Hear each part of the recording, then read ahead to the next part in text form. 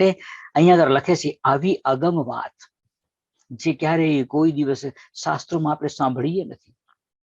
આવા અનાદિ મહામુક્તનો શબ્દ આપણે વિચાર, અનાદિ મુક્ત શબ્દ એ કોઈ દિવસ આપણે સાંભળ્યો ના હોય.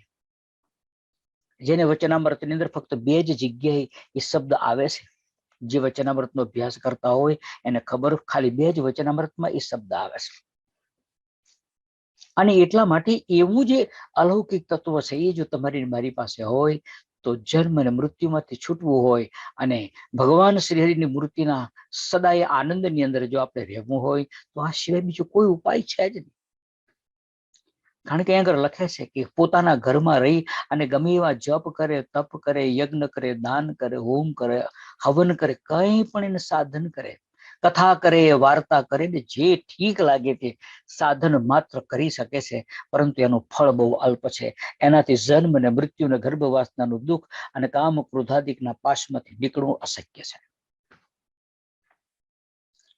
પરંતુ જ્યારે આવા સદપુરુષોની ચરણારવિંદની જ્યારે તમને મને પ્રાપ્તિ થાય અને જ્યારે આપણે ચરણારવિંદને સ્વીકારી એના શરણમાં જઈ અને એ આપણું નૈમિષારણ્ય ક્ષેત્ર છે, ત્યાં આગળ જઈને અલ્પ જેટલું પણ જપ કરીએ, તપ કરીએ, વ્રત કરીએ, જે કાંઈ ભગવાન શ્રીહરિની આજ્ઞા હોય, આવા અનાદિ મહામુક્તોની આજ્ઞા હોય, એ અનાદિ મહામુક્તોની આજ્ઞા પ્રમાણે આપણે જો એનું વર્તન કરીએ છીએ તો શું થાય છે?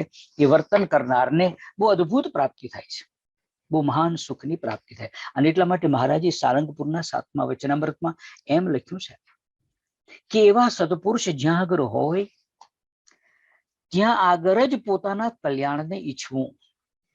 આ શબ્દ વાપર્યો છે. પોતાના કલ્યાણને ક્યાં ઈચ્છવું? મહારાજે નથી પોતાની મૂર્તિ આગળ કલ્યાણને ઈચ્છવું એવી વાત નથી કરી. ભગવાન શ્રીહરિનો મત જોઈએ. કારણ શું છે? આત્યંતિક કલ્યાણ જોઈએ છે. મહારાજને તો મહારાજની મૂર્તિ એ સુખનો સાગર છે.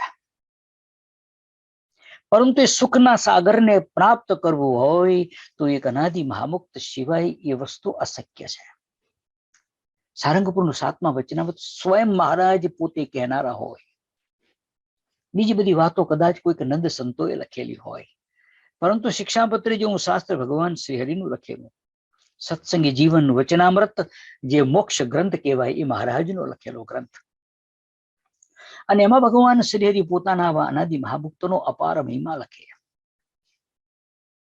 અને પોતાના આવા અનાદિ મહામુક્તની વાત લખતા લખતા મહારાજ સારંગપુરના આ 7મા વચનામૃતમાં એમ લખે કે એવા સત્પુરુષ, એવું નૈમિષારણ્ય ક્ષેત્ર જ્યાં આગળ આવા સત્પુરુષ વિચરતા હોય ત્યાં આગળ ગણવું અને ત્યાં આગળ જઈ અને પછી પોતાના કલ્યાણને ઈચ્છવું.